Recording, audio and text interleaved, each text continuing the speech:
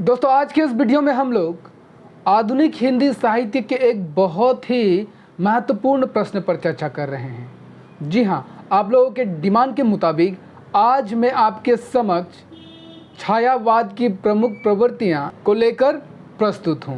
तो आपके लिए वीडियो जो है बहुत ज़्यादा उपयोगी और हेल्पफुल रहने वाला है अगर आपके सिलेबस में छायावाद को संकलित किया गया है। आप सभी को बता दूं कि अगर छायावाद के प्रमुख कवि जैसे सूर्यकांत त्रिपाठी निराला, सुमित्रा नंदन पंत हो गए और जयशंकर प्रसाद, उनकी काव्यगत विशेषताओं की खोज है तो मेरे इस YouTube चैनल में ऑलरेडी अपलोडेड है। मैं डिस्क्रिप्शन पर लिंक दे दूंगा, आप वहां जाकर देख सकते हैं। आज हम लोग संपूर्ण छायावाद की प्रमुख प्रवृत्तियों पर चर्चा करेंगे। यहाँ मैंने क्या कहा, प्रमुख, ठीक है। हम लोग लगभग 10-12 प्रमुख प्रवृत्तियों पर चर्चा करेंगे। आपसे गुजारिश है, नोट्स तो आपको साइड बाय साइड मिल ही जाएगा, लेकिन वीडियो के अंत तक बने रहिए क्योंकि नोट्स तो आपको मिल जाएगा लेकिन चीज़ों को समझना भी ज़रूरी है। ये जो नोट्स है वो थोड़ा संक्षिप्त में होगा, लेकिन जब मैं वीडियो में आपको एक्सप्लेन कर रहा हूँ तो मैं थोड़ा डिटेली आपको एक्सप्लेन करूँगा, बिल्कुल ही विस्तार के साथ में। आज छायावाद की प्रमुख प्रवृत्तियां पढ़ेंगे। उससे पहले बता दूं, ये जो छायावाद की प्रमुख प्रवृत्तियों वाली जो मैं आपको नोट्स दे रहा हूं, उन नोट्स को देने के लिए मैंने किन किन किताबों से संदर्भ लिया है या फिर रेफरेंस लिया है तो आप सभी को बता दूं। तो सबसे पहला संदर्भ जो है मैंने, ये देखिए, छायावाद के प्रतिनिधि कवि, इसके रचनाकार है डॉक्टर विजय पाल सिंह। इस किताब से रेफरेंस लिया है, बहुत अच्छी किताब है।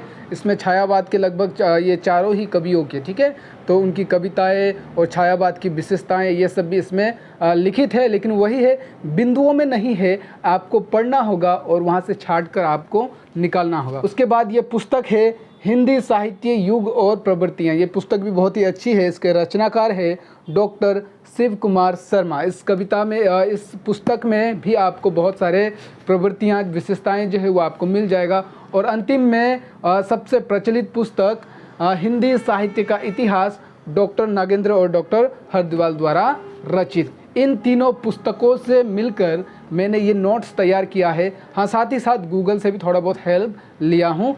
तो ये जो नोट्स है बिल्कुल ऑथेंटिक है। अगर आप आपके परीक्षा में इस नोट्स को छाप कर आएंगे का मतलब ये नहीं कि आप इसको पूरा रट्टा मारिए, रट्टू तोता बनकर जाके लिखिए। रट्टू तोता आपको नहीं बनना है, आपको क्या है, समझना है चीज़ों को समझने के बाद में। लेकिन ये जो मैं कोटेशन दे रहा हूँ, जो उदाहरण दे रहा हूँ, उसको आप जरूर याद करिएगा। जो तिथि है, जो नाम है, उनको तो आपको याद करना ही पड़ेगा, लेकिन बाकी चीज़ों को आपको समझ कर लिखना है। ये केवल एक फॉर्मेट है, आप चीज़ों को पढ़िए, समझिए और अपने तरीके से लिख कर आइएगा। तो चलिए बिना समय को जाया किए हुए आज के विषय को शुरू करते हैं। विषय को शुरू करने से पहले नमस्कार दोस्तों, दिस इज सागर विश्वकर्मा और आप सभी का मेरे way to learning SB channel में बहुत बहुत स्वागत। तो सर्वप्रथम हम लोग प्रस्तावना लिखेंगे। प्रस्तावना में आप लिखिए छायावाद को, ठीक है, छायावाद का जो समय सीमांकन है उसको लगभग सन 1918 से लेकर 1937 तक मानी जाती है। मतलब 1918 से लेकर 1936 तक के समय सीमांकन को छायावाद की समय सीमांकन बताई जाती है। और फिर ये जो छायावाद नाम जो है, छायावाद नामकरण का श्रेय जो है किसे दिया जाता है? अगर ये प्रश्न आपसे पूछा जाए तो आप कहिए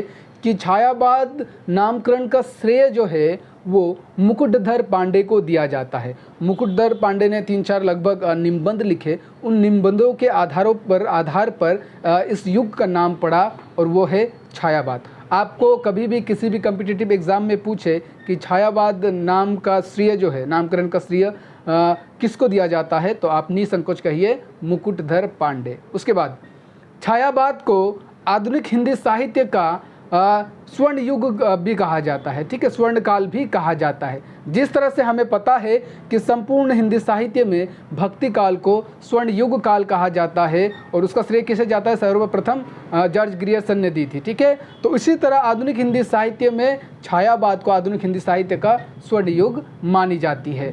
छायावाद शब्द को हम दो अर्थों में ले सकते हैं। एक तो रहस्यवाद से तात्पर्य है कि छायावादी कविताओं में बहुत सारे आपको रहस्यवाद देखने को मिलेगा। दूसरा काव्य शैली को आप पद्धति विशेष भी कह सकते हैं। लेकिन यहाँ एक ध्यान देने वाली बात यह है कि छायावाद को हम लोग किसी एक परिभाषा में, किसी विशेष एक परिभाषा में परिभाषित नहीं कर सकते या फिर उसको किसी एक परिभाषा में बांध नहीं सकते।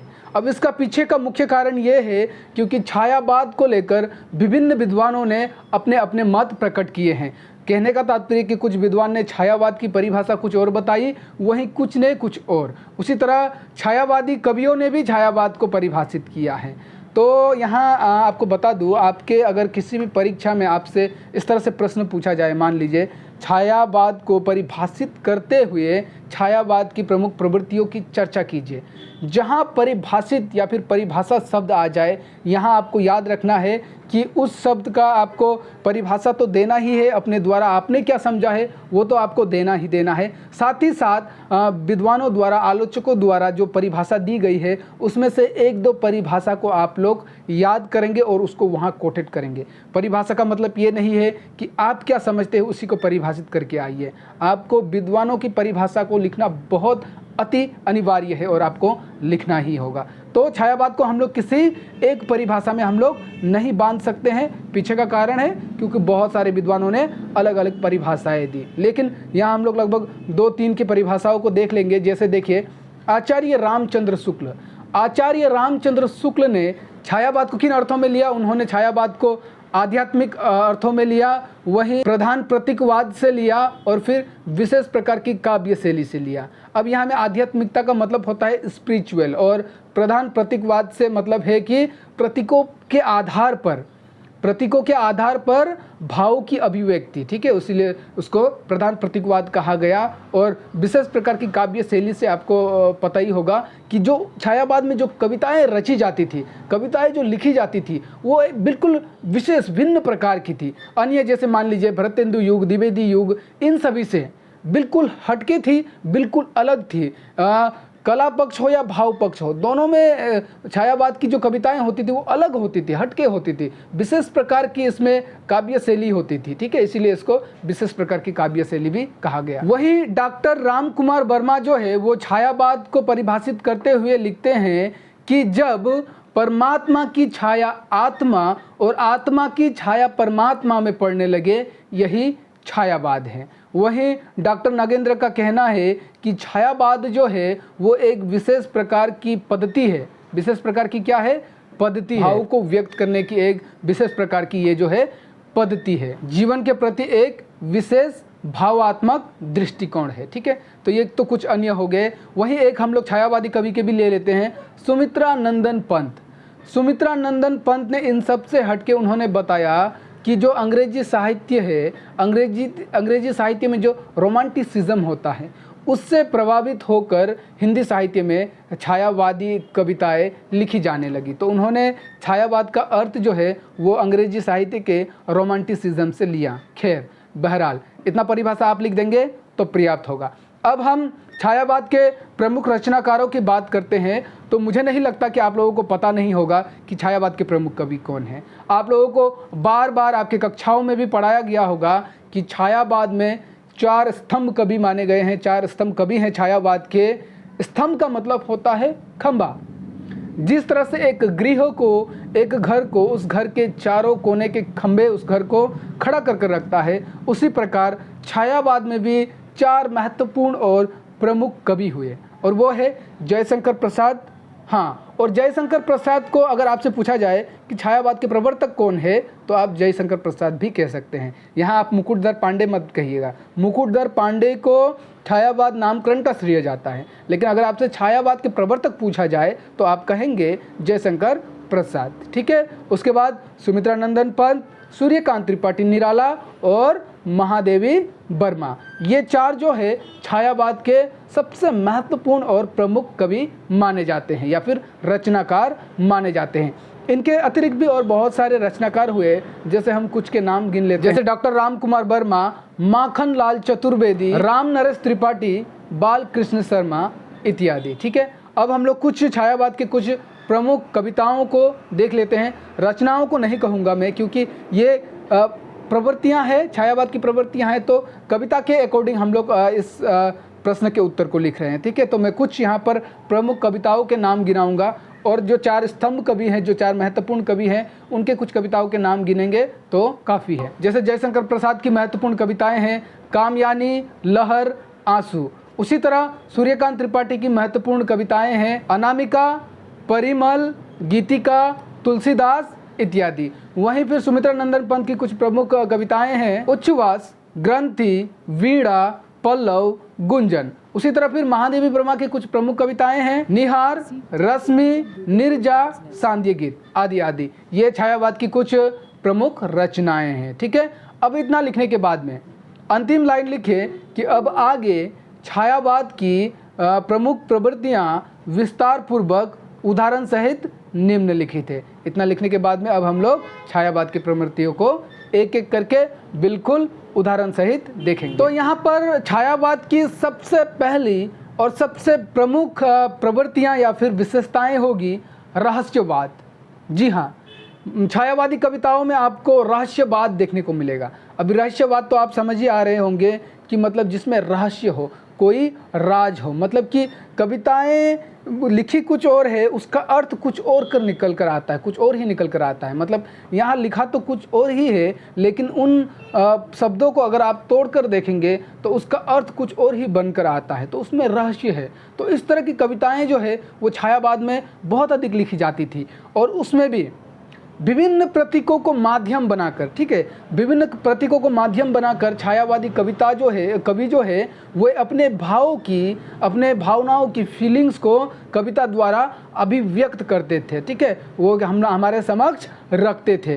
तो उसी के कारण इसमें क्या है, रहस्यात्मकता हमें देखने को मिलता है। जैसे बात कर ले कि निराला जो है वो तत्व ज्ञान के आधार पर, तत्व ज्ञान मतलब वास्तविक अनुभूति के आधार पर वो रहस्यात्मक कविताएं लिखते थे। उसके बाद सुमित्रा नंदन पंत जो है वो आपको प्राकृतिक सौंदर्य के आधार पर रहस्यात्मक कविताएं लिखते थे। महादेवी वर्मा जो है वो प्रेम और वेदना के आधार पर रहस्यवादी कविताएं लिखती थी। वहीं जयशंकर प्रसाद जो है अपने कविताओं द्वारा वो परम सत्ता की खोज करते हैं। तो देखा आपने, जो 4 कवि हैं और 4 के अतिरिक्त अन्य कवियों में भी रहस्यात्मकता देखने को मिलता है। तो इस बिंदु पर अगर आपको उदाहरण लिखना होगा तो सुंदर सी और छोटी सी उदाहरण है। आप लिख सकते हैं कि शूद्र है मेरे बुध बुध प्राण, तुम्ही में सृष्टि तुम्ही में नाश। यहाँ इन पंक्तियों में भी रहस्यात्मकता है। इन पंक्तियों को पढ़कर हो सकता है जो पाठक वर्ग है उनको कुछ अर्थ समझ में आ रहा होगा, लेकिन इसका अर्थ ये है कि ये महादेवी वर्मा द्वारा लिखी गई पंक्तियाँ हैं। इसमें देखिए कि रहस्य किस तरह से, यहाँ जो कवित्री है जी, ठीक है, जो महादेवी वर्मा है वो परम सत्ता या फिर विराट सत्ता का मतलब यहाँ ईश्वर को आप ले सकते हैं। ईश्वर को कह रही है कि हे ईश्वर, आप तो किसी समुद्र की तरह क्या है, विशाल हैं, बड़े हैं, और उस समुद्र के सामने मैं और मेरे ये जो प्राण है वो एक छोटी सी बूंद की समान है, एक छोटे से बूंद की समान है, और आप जो है वो विराट समुद्र है। तो ये विराट सत्ता या फिर परम सत्ता ईश्वर को कह रही है। ठीक है, तो यहाँ पर उन्होंने अपने लघुता मतलब कि वो तुच्छ है, छोटी है, अपने लघुता को दर्शाने का प्रयास किया है। तो इस पंक्ति को लिखिए। हाँ, यहाँ एक ध्यान रखने वाली बात यह है कि छायावाद कविता में रहस्यवाद है या नहीं, ये भी थोड़ा सा विवाद का विषय रहा है, मतलब कि कंट्रोवर्सी का विषय रहा है कि कुछ लोगों का मानना है कि छायावादी कविता जो है वो रहस्यात्मक कविताएं नहीं है, और कुछ का मानना है कि छायावादी कविता में वास्तव में रहस्यात्मकता ही ज़्यादा है। तो ये विवाद का विषय है, सबकी अपनी अपनी मत है, अपनी अपनी मान्यता है, उस पर हम कुछ नहीं कह सकते। लेकिन जहाँ तक आप देखेंगे कि छायावादी कविताओं में, जैसे अभी मैंने कविता पढ़ा, उसी तरह सुमित्रा नंदन पंत की कविताएं ले लीजिए कि वो प्रकृति की बात कर रहे हैं, लेकिन वो कुछ और ही संदेश दे रहे हैं। ईश्वर, आत्मा, परमात्मा की बात कर रहे होते हैं, कभी मानव जीवन की बात कर रहे होते हैं। तो रहस्यात्मकता है ही है, फिर वो चाहे किसी भी माध्यम से हो। बहुत अधिकतर कविताओं में हमें रहस्यात्मकता देखने को मिलता है। लेकिन ये बात भी हम झुटला नहीं सकते कि जिस तरह से भक्ति काल में दादू दयाल हो गए, कबीर दास हो गए, या फिर मलिक मोहम्मद जायसी हो गए, उनकी कविताओं में आत्मा और परमात्मा को लेकर जिस प्रकार का रहस्यवाद होता था, उनके तुलना में छायावादी कविता में रहस्यवाद जो है कम है, और वो जिस तरह से अपने कविताओं में रहस्यवाद का वर्णन करते थे, चित्रण करते थे, उनके मुकाबले, उनके तुलना में ये थोड़ा हटके है, थोड़ा सा अलग है। लेकिन हम ये नकार नहीं सकते कि छायावाद कविताओं में रहस्यात्मक या फिर रहस्यवाद नहीं है। तो अतः हम ऐसा कह सकते हैं कि रहस्यवाद छायावाद की प्रमुख विशेषताओं में से ही एक है। अब छायावाद की दूसरी और प्रमुख प्रवृत्ति है व्यक्तिवाद।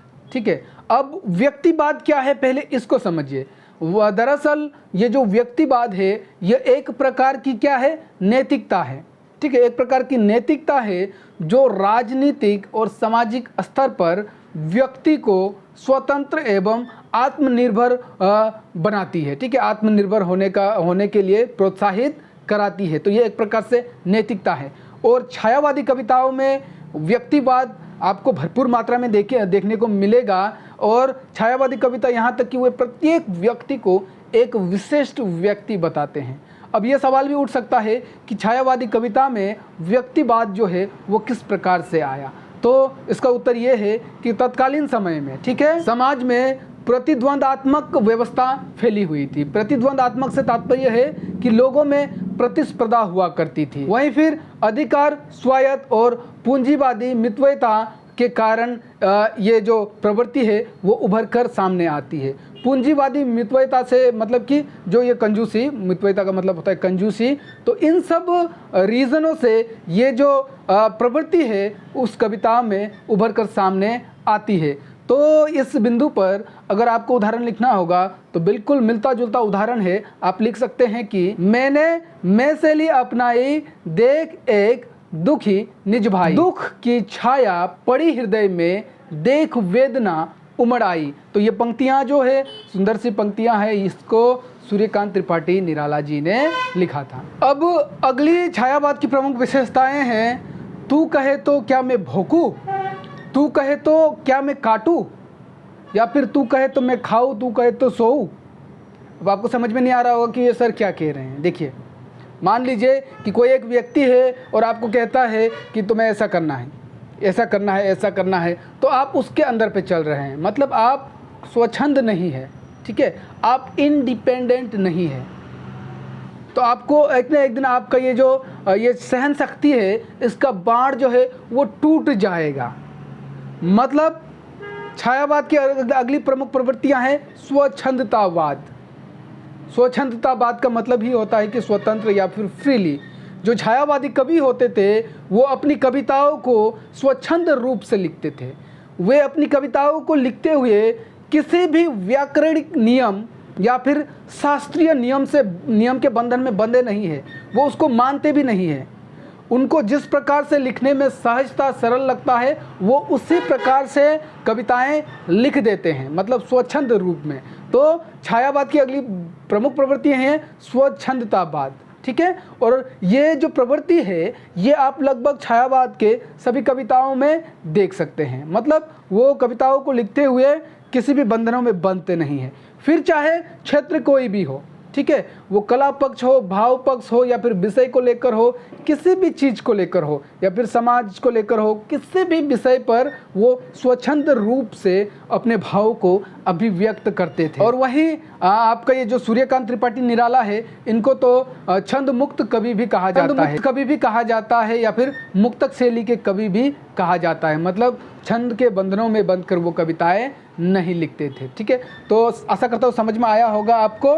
तो इस बिंदु पर अगर आपको उदाहरण लिखना होगा तो आप लिख सकते हैं कि रचनाएं न तोलो छंद मापनी तराजू में। ठीक है, ये जो छंद का जो नियम है उसको तोलने वाले ये जो तराजू है उसमें तुम रचनाओं को मत नापो। ये कौन कह रहे हैं? सूर्यकांत त्रिपाठी निराला जी कह रहे हैं। मेरे भावनाओं को क्या चाहिए? खुला आसमान चाहिए। तो मैंने जहां आपको सूर्यकांत त्रिपाठी निराला की काव्यगत विशेषताएं पढ़ाई है, ये बिंदु, ये उदाहरण मैंने वहां भी लिखाया है। तो इस तरह से भी आप चीज़ों को याद कर सकते हैं। यहाँ पढ़ा तो वहाँ के लिए काम आ गया, वहाँ पढ़ा तो यहाँ के लिए काम आ गया। इससे क्या होगा कि आपको आसानी रहेगी। और बहुत सारा आप ऐसे भी कर सकते हैं। मान लीजिए कि सूर्यकांत त्रिपाठी निराला को आपके पाठ्यक्रम में संकलित किया गया है, उनकी कुछ कविताएं हैं तो उन कविताओं को तो आपको पढ़ना ही पड़ेगा और यहाँ पर आपको उनके इस तरह का आपको आलोचनात्मक, उनसे पूछे गए आलोचनात्मक प्रश्नों को लिखना होगा। तो उन कविता को तो आप जब पढ़ ही रहे हैं तो उन कविता से भी आप कोटेशन उठाकर यहाँ पर ढाल सकते हैं। खैर मैं बहुत छाट कर आपको कोटेशन देता हूँ, लेकिन इन्हीं कोटेशन को अगर आप लिखेंगे तो बिल्कुल अच्छा रहेगा। थोड़ा सा मेहनत कीजिए, मेहनत करेंगे तो बहुत ज़्यादा कठिन नहीं है, ठीक है। याद करेंगे जिस तरह से फिल्मों के डायलॉग्स आपको याद हो जाते हैं, कोई गीत को आपको याद हो जाता है ना, गाने तो 2 बार सुन लिया तो याद हो गया। क्यों याद हो गया? क्योंकि आपने मन लगाकर उस गाने को सुना है, ठीक है, पूरे तन मन से आपने उस गीत को सुना है, तो वो गीत आपको ऑटोमेटिकली आपके जहन में आ गया। उसी तरह तन मन के साथ में इसको याद करिए। छोटी छोटी 2 लाइन 3 लाइन की तो पंक्तियां हैं, इनको याद करिए, बहुत ज़्यादा कठिन नहीं है। 1-2 बार करेंगे, उसका रिवीजन भी करते रहिए। या फिर देखिए पढ़ने लिखने का तरीका क्या होता है कि उदाहरण लोग को आप लोगों ने याद कर लिया तो उसको कहीं लिख कर आप अपने रूम पर कहीं पर उसको चिपका दीजिए, उसको टांग दीजिए, ठीक है। तो जब वो आपके आंखों के सामने रहेगा, आपके नज़र में रहेगा, तो वो चीज़ें आपको अब चाहो या ना चाहो वो चीज़ें आपको ऑटोमेटिकली याद होती चली जाएगी। कोई चीज़ को आप बार बार देखेंगे तो आप उसको याद करने की दृष्टि से भी नहीं देखेंगे, तब भी वो चीज़ आप बार बार देख लिया है तो आपको एग्ज़ाम में याद आएगा, आपको याद रहेगा। ये तरीका है। उसी तरह से कोई इंपॉर्टेंट पॉइंट्स है, कुछ इंपॉर्टेंस डेट है, उसको आप सुंदर से लिखिए, एक वॉलपेपर बनाइए, अपने मोबाइल के वॉलपेपर में रख दीजिए। दिन में 24 घंटे आप अपना मोबाइल खोलते रहते हैं, जब जब खोलेंगे वो तब आपको दिखेगा। तो ये भी क्या, ये भी याद करने का तरीका है। तो इस तरह से आप चीज़ों को सहज बनाकर पढ़ सकते हैं। खैर छायावाद की प्रमुख प्रवृत्तियों के साथ साथ में आपको ये छोटा सा स्टडी टिप्स भी दे दिया। चलिए अब अगली प्रवृत्तियों को देखते हैं। तो छायावाद की अगली और प्रमुख विशेषता है प्रेम, प्रकृति और सौंदर्य वर्णन। वैसे तो प्रेम वर्णन, प्राकृतिक सौंदर्य का चित्रण, प्रकृति का चित्रण या फिर सौंदर्य वर्णन, इन तीनों बिंदुओं को अलग अलग बनाकर भी लिखा जा सकता है, लेकिन 15-20 मार्क के लिए लिखना है, अलग अलग से बनाएंगे तो बहुत ज़्यादा लेंदी हो जाएगा, बहुत ज़्यादा लंबा हो जाएगा, समय ज़्यादा टाइम टेकिंग होगा। तो क्या ज़रूरत है, जब तीनों चीज़ को हम एक साथ लिख ही सक रहे हैं तो लिख देते हैं। और तीनों आपस में एक दूसरे से थोड़ा सा मिलता जुलता भी है। जहाँ वो प्रेम वर्णन कर रहे हैं, सौंदर्य वर्णन कर रहे हैं, वहाँ हमें प्रेम की झलक देखने को मिलता है। वहीं प्रकृति के आधार पर भी, माध्यम से भी वो प्रेम और सौंदर्य की वर्णन करते ही है, तो थोड़ा मिलता जुलता है, इसलिए मैंने एक साथ लिख दिया, ठीक है। छायावादी कविताओं में ये जो प्राकृतिक प्रेम सौंदर्य वर्णन है, ये महत्वपूर्ण विशेषता रही है। उन्होंने मानवीय प्रेम वर्णन के साथ साथ में, ठीक है, मानवीय मतलब मानव जीवन के, ठीक है, मानव के प्रेम वर्णन के साथ साथ में उन्होंने प्राकृतिक के प्रेम वर्णन को भी महत्व दिया है। मतलब प्राकृतिक सौंदर्य का वर्णन को भी उन लोगों ने महत्व दिया है। प्राकृतिक का उन्होंने मानवीकरण वर्णन किया है या फिर सजीव वर्णन किया है। मानवीकरण वर्णन से तात्पर्य है कि मानवों की तरह। अब मान लीजिए बताया है कि कोई वृक्ष जो है वो पहाड़ के हृदय से निकल के आसमान की ओर शांत बिल्कुल एकटक दृष्टि से देख रहा है। अब बताइए क्या पहाड़ों का हृदय होता है क्या? पहाड़ों का पास हार्ट होता है क्या? नहीं होता है। अब वो गच्छी पहाड़ के हृदय से निकला है और आसमान की ओर देख रहा है। अब क्या वृक्ष के पास, गच्छियों के पास आंख है? नहीं है। और वो सोच रहा है। फिर ये सुमित्रा नंदन पर्वत प्रदेश में पावस कविता की है और वो फिर एक टक दृष्टि से देखकर कुछ चिंताप्रक सोच में डूबा हुआ है। अब देखो आंख तो नहीं है, फिर वृक्ष सोच में भी पड़ गया, अब उसके पास दिमाग भी आ गया। तो कहने का तात्पर्य कि प्रकृति जो है, प्रकृति में जितने भी वस्तुएं हैं, उन वस्तुओं का उन लोगों ने मानवों की तरह मानवीकरण अलंकार किया है, सजीव वर्णन किया है, उनको जीता जागता दिखाया है प्रकृति को, ठीक है। नदियों को गाता, झरनों को गाता दिखाया गया है, चिड़ियों को एक दूसरे से बात करता हुआ दिखाया जाता है, वृक्षों को सोचते हुए दिखाया जाता है, पत्थरों को बोलते हुए दिखाया, मतलब विभिन्न प्रकार से उन्होंने प्रकृति का मानवीकरण वर्णन किया है अपने कविताओं में। तो ये उनकी कविताओं की, छायावादी कविताओं की प्रमुख विशेषताओं में से एक है। वही उन्होंने उनकी प्राकृतिक वर्णन में जो छायावादी जो कविताएं होती थी, उनकी जो प्राकृतिक वर्णन वाली कविताएं होती थी, बहुत सारे प्राकृतिक वर्णन कविताओं में रहस्यवाद, रहस्यात्मकता छुपी होती थी। मैंने शुरुआत में भी आपको प्रारंभ में भी बताया था कि जैसे सुमित्रा नंदन पंत है, उनकी कविताओं में, प्राकृतिक वर्णन वाली कविताओं में आपको रहस्यात्मकता, रहस्यवाद देखने को मिलता है। ठीक है, तो ये फिर यहाँ पे आपका प्राकृतिक और रहस्यवाद का समावेश भी आपको देखने को मिलता है। तो खैर, बहरहाल इस बिंदु पर अगर आपको उदाहरण लिखना होगा तो आप लिख सकते हैं, मेरा पावस ऋतु सा जीवन, मानस सा उमड़ा अपार मन, गहरे धुंधले सांवले मेघों से मेरे नयन। ये सुमित्रा नंदन पंत की पंक्तियां हैं। यही आप और एक उदाहरण लिख सकते हैं जिसमें रहस्यवाद है, दूर उन खेतों के उस पार, जहां तक गई नील झंकार। अब झंकार को कहीं कहीं गणेश भगवान को भी कहा जाता है। ठीक है, छिपा साया वन में सुकुमार, सुकुमार का मतलब होता है कोमल, स्वर्ग की परियोसा संसार। तो यहाँ पर रहस्यात्मक है। अगला प्रमुख विशेषता है मानवतावादी दृष्टिकोण। मानवतावादी मतलब ह्यूमैनिटी, लोगों में जो ह्यूमैनिटी होता है, मतलब एक व्यक्ति को दूसरे व्यक्ति के प्रति आदर की भाव होनी चाहिए, सद्भावना होनी चाहिए, उन्हीं को मानवतावादी कहेंगे। ऐसा नहीं है कि मुझे भरपेट खाने को मिला, मेरे बगल में कोई भूखा तड़प रहा है, मर रहा है, तो मुझे कोई फ़र्क नहीं पड़ता, तो उसे मानवतावादी नहीं कहेंगे। मानवतावादी उसको कहेंगे कि भले ही मैं भी भूखा हूँ, लेकिन वो मुझसे एक दिन का भूखा है, तो मैं उसको जाकर अपनी थाली भी दे रहा हूँ, तो ये मानवतावादी है। ठीक है, तो इस तरह का जो दृष्टिकोण है, इस तरह की सोच जो है, आपको छायावादी कविताओं में देखने को मिलता है। और इसका पीछे का मुख्य कारण ये भी है कि तत्कालीन समय में विवेकानंद, महात्मा गांधी, टैगोर जैसे संदेशक, जिन्होंने लोगों को इन सब मानवतावादी का संदेश दिया, इन सब के प्रभाव के स्वरूप में हम इन कविताओं में मानवतावादी दृष्टिकोण देख सकते हैं। मतलब कि उनका प्रभाव पड़ा कवियों पर, और उन्होंने अपनी कविताओं में भी मानवतावादी का वर्णन किया है कि सच्चे में, सही अर्थों में एक मनुष्य को किस तरह का होना चाहिए, किस तरह से अपना जीवन व्यतीत करना चाहिए। यहाँ पर एक बहुत ही सुंदर सी और बहुत ही दुखद, दिल को झकझोर कर रख देने वाली पंक्तियाँ हैं, उसको आप लिख सकते हैं कि, और ये कविता जो है महादेवी वर्मा द्वारा लिखी गई कविता कह दे माँ अब क्या देखूं से लिया गया है। कि महादेवी वर्मा लिखती है कि देखूं खिलती कलिया या प्यारे सूखे अधरों को, मतलब कह रही है कि मैं ये खिलता हुआ जो कली है उसको देखूं, या फिर उस होठ को देखो। अधर मतलब होठ, जो प्यास के मारे सूखे पड़े हैं, गरीबी के कारण सूखे पड़े हैं।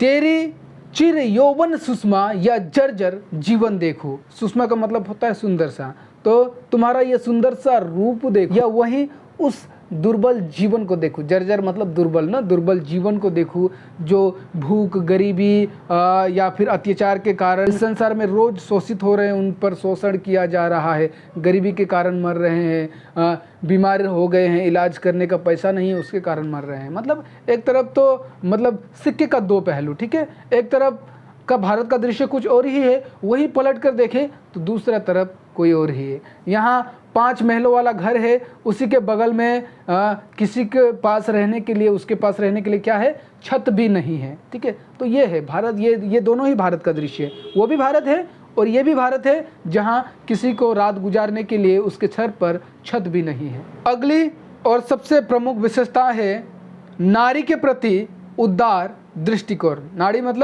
मतलब स्त्री। ठीक है, तो उनके प्रति उनकी जो देखने की जो दृष्टिकोण थी, ठीक है, नारी को वो किस नज़र से देखते थे, वो बहुत ही आदर के नज़र से देखते थे, बहुत ही रेस्पेक्ट के साथ में नारियों को देखते थे, उनके बारे में सोचते थे। ठीक है, उन्होंने अपने कविताओं में नारी के जीवन के मूल्यों को वर्णित किया है। मतलब नारी का जो रोल है हम लोग का, जो जीवन में, इस धरती में, पूरे पृथ्वी में नारी का क्या रोल है, उसके इम्पोर्टेंस को दिखाने का प्रयास किया। और वही नारियों के सौंदर्य का वर्णन भी किया है, और नारियों को, स्त्रियों को उस समय में क्या कठिनाई थी, क्या तकलीफ थी, उनको क्या पीड़ा थी, उन पीड़ाओं को उन्होंने अपने कविताओं में उभारा है।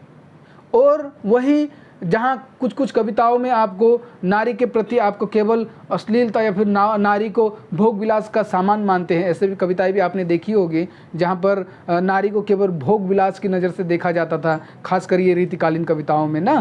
तो ये कविता में ऐसी नहीं थी। छायावादी जो कवि होते थे उनकी कविताओं में नारी के प्रति अश्लीलता, नग्नता बिल्कुल ना के बराबर है।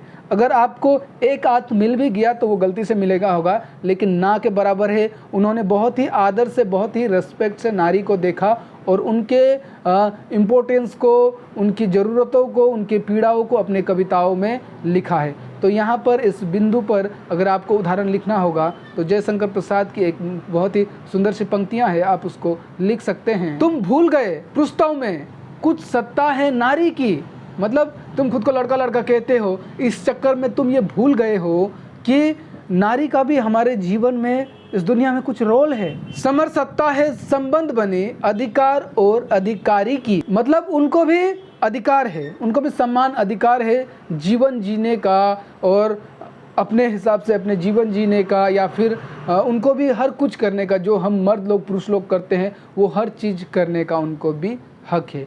और ये बहुत बड़ी बात है कि जैसे छायावादी कवियों ने उन्होंने नारी को आदर दिया। वास्तव में भी नारी आदर देने योग्य होती है। देखिए, नारी हर रूप में कभी ना कभी आपके साथ रहती है और आपका सहयोग करती है, जीवन में आपको आगे बढ़ाने के लिए प्रोत्साहित करती है। और आज तो नारियां भी ऐसा कहे तो भी गलत नहीं होगा कि पुरुषों से भी आगे चली गई है, ठीक है। और इससे हमें बिल्कुल गर्व होना चाहिए, क्योंकि नारी के रूप में आपके घर में आपकी माता है, आपकी बहन है, आपकी पत्नी है, हर रूप में नारी है, ठीक है। और हर प्रकार से नारी है, आपका सहयोग ही करती है। तो आपको भी नारियों का सहयोग करना है, उनके प्रति उदार दृष्टिकोण रखना है। जहाँ छायावादी कविताओं में श्रृंगारिकता, प्रेम वर्णन, सौंदर्य वर्णन, इस तमाम प्रकार के विशेषताओं को देखा, वहीं एक बहुत ही महत्वपूर्ण विशेषता है राष्ट्र प्रेम की भावना या फिर देश प्रेम की भावना। पता है समय कौन सा था? 1918 से लेकर 1936 का बीच में ब्रिटिश हमारे देश पर शासन कर रहे थे। अब ब्रिटिश शासन कर रहे थे तो ब्रिटिश क्या कर रहे थे, अंग्रेज जो क्या कर रहे थे, हमारे देश पे अत्याचार भी कर रहे थे। हमारे ही देश में बैठकर हम ही पर शासन कर रहे थे, हम ही पर अत्याचार कर रहे थे। तो ऐसा शायद ही कोई रचनाकार होगा जिसके मन में देश के प्रति भावना उत्पन्न न हुई हो। तो छायावादी कविताओं में, छायावादी के कवि जितने भी कवि हुए, उनके कविताओं में आपको कहीं ना कहीं देश प्रेम की भावना, राष्ट्र प्रेम की भावना, सामाजिक चेतना, ये सब बिंदु जो है आपको देखने को मिलेगा। हो सकता है कुछ और तरीके से उन्होंने व्यक्त किया होगा, किसी ने प्रकृति के माध्यम से किया होगा, किसी ने प्रेम के माध्यम से किया होगा, लेकिन किया अवश्य है। माखनलाल चतुर्वेदी की एक महत्वपूर्ण लाइन है, पंक्तियां हैं, आप उसको यहाँ लिख सकते हैं कि मुझे तोड़ लेना वनमाली, उस पथ पर देना तुम फेंक, मातृभूमि पर शीश चढ़ाने, जिस पथ जावे वीर अनेक। तो देखिए यहाँ पर तो इनडायरेक्टली ही नहीं, डायरेक्टली आपको यहाँ पर देखने को मिल रहा है कि राष्ट्र प्रेम की भावना एक फूल की अभिलाषा, एक पुष्प की अभिलाषा कविता से ली गई है कि वो फूल की अभिलाषा क्या है, उसकी इच्छा क्या है कि वनमाली, मतलब जो जिसने उस बगीचे को जो देखभाल करता है, उस वनमाली से वो कह रही है, हे वनमाली मुझे आप तोड़ दो और मुझे उस रास्ते पर फेंक दो जिस रास्ते पर इस देश की रक्षा करने के लिए वीर जो है, देश के सैनिक जो है वो जा रहे हैं, उनके रास्ते पर फेंक दो, वो मुझे कुचल कर मैं उनके चरणों में आना चाहती हूँ। तो देखिए यहाँ राष्ट्र प्रेम की भावना जो है कूट कूट कर भरी है। इसी तरह छायावादी कविताओं में, बहुत सी कविताओं में आपको राष्ट्र प्रेम की भावना भी देखने मिलेगा। अतः ये भी छायावाद की एक प्रमुख प्रवृत्तियों में से है। अगली प्रमुख विशेषता है आदर्शवाद या फिर युगीन प्रभाव, ठीक है। आदर्शवाद मतलब आइडियोलॉजी। तो छायावादी कविताओं में बाह्य से ज़्यादा आंतरिक भावनाओं को प्रधानता दी गई है, ठीक है, अपने अंतर्मन की सोच को। तो उसके कारण उस आंतरिक मन के भावनाओं से उन्होंने कल्पना किया और कविताएं लिखी है। तो यही वो कारण है कि उसमें आदर्शवाद जो है वो उत्पन्न होकर सामने आता है। उसी तरह उस युग में, छायावादी युग में, जो 1918 से लेकर 1936 तक का जो समय था, उस बीच में बाकी जो भी प्रवृत्तियां रही है, उन प्रवृत्तियों में आपको युगीन प्रभाव देखने को मिलेगा। मतलब उस समय क्या समस्या थी, क्या परिस्थितियां थी, उन परिस्थितियों का प्रभाव आपको डायरेक्टली, प्रत्यक्ष और अप्रत्यक्ष रूप में उस समय के कविताओं में, छायावादी कविताओं में देखने को मिलेगा।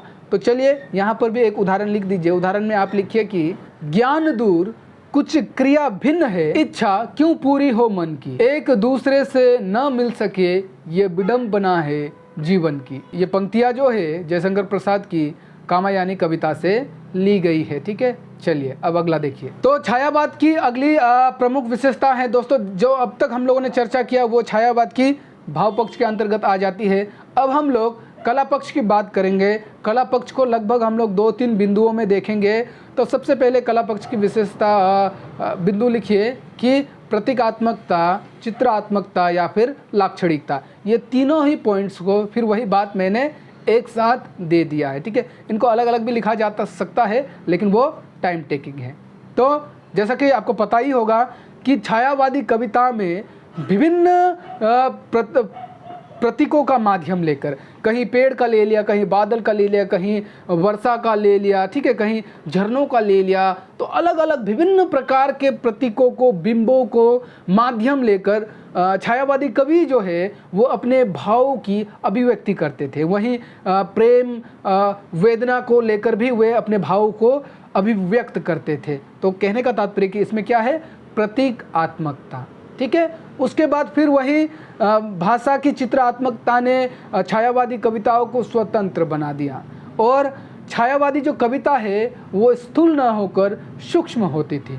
अब आपको समझ में नहीं आया होगा कि स्थूल न होकर सूक्ष्म होती थी, मतलब स्थूल का मतलब है बड़ा, बहुत ज़्यादा बड़ा कविता नहीं हुआ करता था। ठीक है, छायावादी कविताएं छोटी छोटी हुआ करती थी। ठीक है, और यही वो कारण है कि छायावादी कविताओं में लाक्षणिकता और व्यंजना की झलक आपको देखने को मिलेगी रीतिकाल की कविताओं की तरह।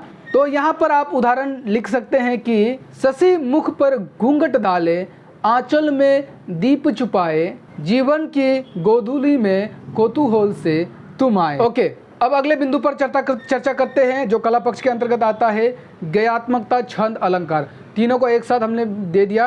अब देखिए, छायावादी जो कविता हुआ करती थी वो उसको संगीत की तरह, गीतों की तरह गाई भी जा सकती है। जैसे सुमित्रा नंदन की जो कविताएं हैं, उसी तरह अन्य कवि की कविताओं को भी गीत की तरह, संगीत की तरह गाई जा सकती है। अतः इसमें क्या है, गेयात्मकता है।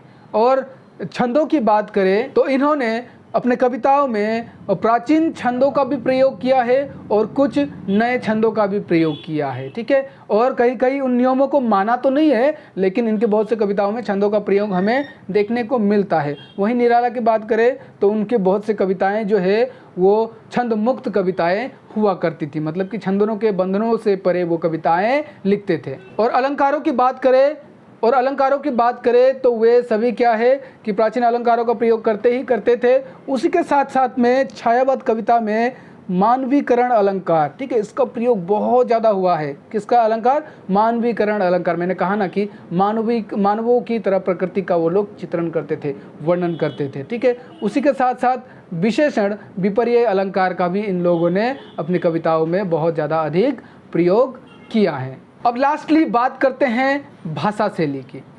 भाषा शैली की बात करें तो छायावाद को साहित्यिक खड़ी बोली का स्वर्ण युग माना जाता है। मतलब कि सीधी सी बात कि छायावाद में सबसे ज़्यादा क्या है, खड़ी बोली लिखी जाती थी। इसीलिए खड़ी बोली में बहुत ही सुंदर प्रकार से कविताएं लिखी जाती थी। इसलिए छायावाद को साहित्य की दृष्टि से इसको साहित्य का खड़ी बोली का स्वर्ण युग काल भी माना जाता है। और शैलियों की बात करें तो छायावादी कविताएं जो है मुक्तक गीति शैली या फिर प्रतीकात्मक शैली में कविताएं लिखी जाती थी। तो इस तरह से दोस्तों, अगर आप छायावाद की प्रमुख प्रवृत्तियों को लिख देंगे तो ये इनफ है, काफ़ी है और आपको अच्छा अंक पक्का दिलाएगा। निश्चिंत रहिए और इस तरह से पढ़कर आप जाइए, समझ कर जाइए, कोटेशन के साथ में लिख दीजिएगा। उम्मीद करता हूँ आज जो मैंने आपको छायावाद की प्रमुख प्रवृत्तियों को पढ़ाया आपको समझ में आया होगा। ठीक है, अब मैं अंतिम में आपसे यही गुजारिश करूँगा, अंतिम में ही करता हूँ, फर्स्ट में मैं इसीलिए नहीं करता हूँ कि फर्स्ट में करूँगा तो पढ़ाई से थोड़ा सा भटक जाएंगे, इसलिए मैं कोशिश करता हूँ लास्ट में ही आपसे ये विनती करूँ, ये गुजारिश करूँ। खैर कुछ लोग तो क्या करते हैं, लास्ट तक रहते नहीं हैं, लेकिन जो भी लास्ट तक रहते हैं आपको तो ये गुजारिश पहुँच रही होगी कि अब तक अगर आपने मेरे चैनल को सब्सक्राइब नहीं किया और आप ये वीडियो देख रहे हैं, मेरे चैनल पर आ ही गए हैं, तो डैट मीन्स आप हिंदी के ही विद्यार्थी होंगे। तो अभी के अभी मेरे चैनल को सब्सक्राइब कर दीजिए और बेल आइकन को दबाकर ऑल पर भी क्लिक अवश्य कर दे, ताकि अगली बार मैं इसी तरह का टॉपिक पर वीडियो बनाऊं तो उसका सबसे पहला नोटिफिकेशन आपको मिले। अपने दोस्तों को वीडियो शेयर भी कर दीजिए ताकि उनकी भी सहायता हो, और कुछ पूछना हो, कुछ समझ में ना आया हो, कुछ क्वेश्चन हो, किसी अन्य टॉपिक पर डिमांड हो तो आप कमेंट करिए। वीडियो पसंद आए तो लाइक करिए। तब तक के लिए मुझे दीजिए इजाज़त। मिलते हैं बहुत ही जल्दी किसी अन्य विषय के साथ। जय हिंद, जय भारत, नमस्कार।